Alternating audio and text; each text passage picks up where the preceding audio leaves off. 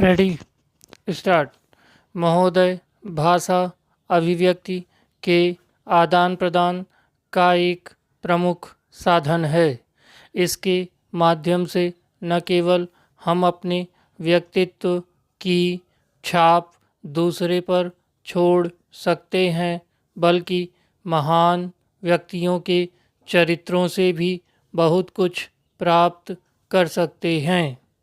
जीवन के किसी भी क्षेत्र में भाषा का अपना ही महत्व है। भाषा के योगदान के बिना हम एक संपूर्ण सृष्टि की कल्पना नहीं कर सकते हैं। भाषा किसी भी देश, जाति व संस्कृति की संवाहिका होती है। भाषा चेतना प्रदान करती है। भाषा संस्कार देती है तथा भाषा के माध्यम से हम किसी देश के ज्ञान विज्ञान के बारे में संपूर्ण जानकारी प्राप्त कर सकते हैं।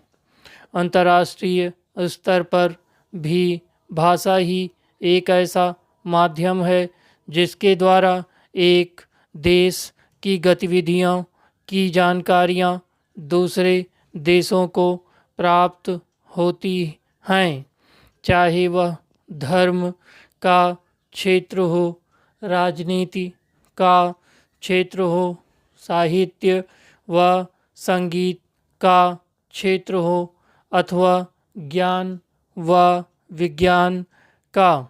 भाषा के बिना कोई भी राष्ट्र गूंगा होता है। बिना भाषा के न ज्ञान का विस्तार हो सकता है और न ही विज्ञान का। वही देश गर्व से विश्व मानचित्र में अपना मस्तक ऊंचा कर सकता है जिसने रीढ़ की हड्डी के रूप में अपनी राष्ट्रभाषा को अपना रखा है।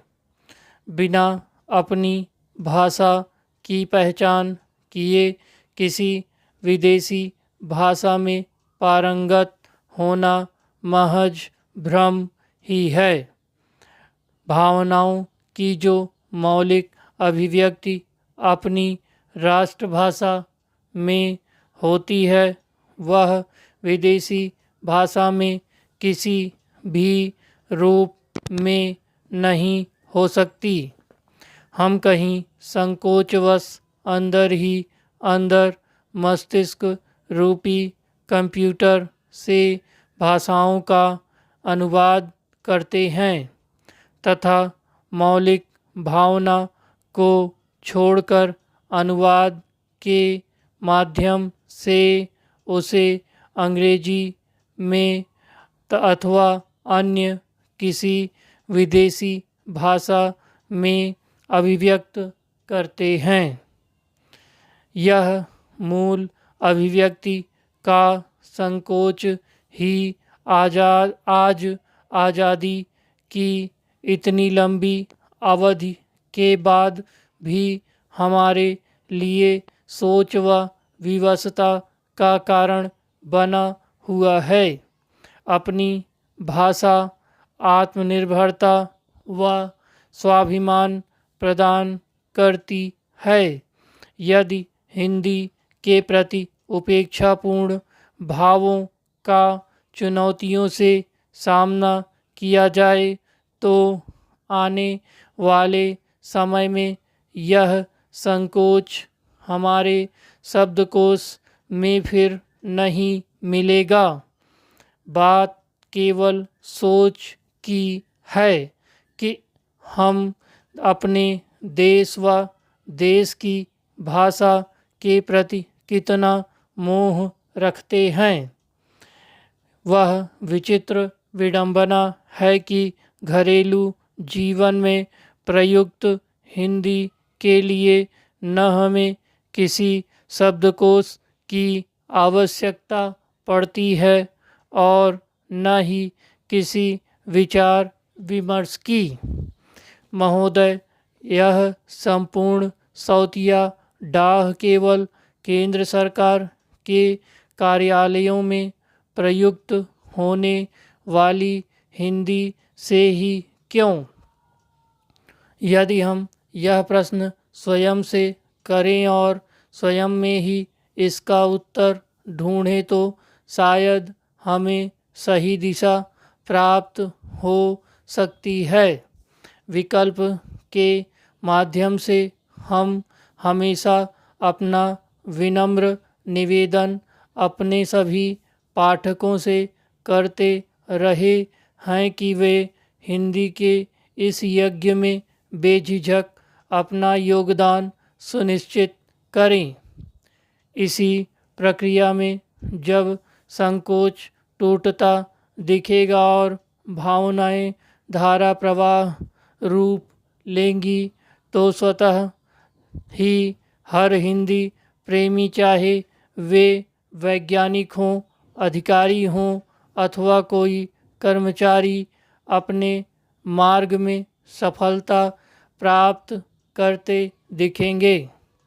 इस दिशा में हम अपने प्रयासों में कितने सफल हो पा रहे हैं, यह हमारे प्रबुद्ध पाठक एवं समर्थ रचनाकार ही जानते होंगे।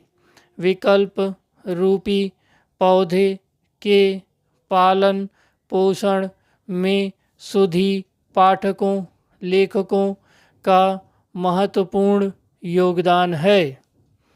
संस्थान के हिंदी प्रेमी निदेशक सभी वैज्ञानिकों तथा सभी अधिकारियों, कर्मचारियों का स्नेह एवं सहयोग ही विकल्प की निरंतर प्रगति यात्रा का द्योतक है। इसी सफलता का जितना श्रेय पत्रिका के संपादक को जाता है, उससे कहीं अधिक संस्थान के सभी प्रेरक मित्रों व सहयोगियों को जाता है, जो प्रत्यक्ष या परोक्ष रूप में पत्रिका के मार्गदर्शक अथवा संबल रहे हैं। मेरे व्यक्तिगत अनुरोध पर संस्थान के वैज्ञानिकों ने मूल हिंदी विज्ञान लेखन प्रारंभ कर दिया है। यह पत्रिका के लिए एक उपलब्धि की बात है। पत्रिका अपनी पूर्ण क्षमता से भाषाई विकास व जागृति चेतना अभियान को समेटे हुए है। प्रत्येक प्रकार के पाठक का स्नेह पाने की ललक से पत्रिका में बराबर विविधता लाने का प्रयास जारी है। इसके लिए देश के अग्रणी व वरिष्ठ साहित्यकारों, सृजनकर्मियों का स्नेह सदैव ही मुझे मिलता रहा है, जो महज मेरे शब्दों की मांग पर अपने ज्ञान का भंडार विकल्प रूपी पौधे पर छितारते रहे हैं। इसके लिए मैं उनका हृदय से आभारी हूँ। आशा करता हूँ कि अगले अंकों में हिंदी के माध्यम से विज्ञान लेखन अबाध गति से आगे बढ़ेगा। इसके लिए वैज्ञानिक वर्ग का सहयोग सदैव अपेक्षित है। जिस प्रकार एक पुष्प को किसी माला का आकार नहीं दिया जा सकता, बल्कि पुष्पों की विविधता ही यह आकार सुनिश्चित करती है, ठीक वैसे ही विकल्प रूपी वाटिका में पुष्पों की विविधता न केवल पास परिवेश को सुरभित करेगी, बल्कि देश जाति का गौरव भी बढ़ाएगी, ऐसा मेरा विश्वास है।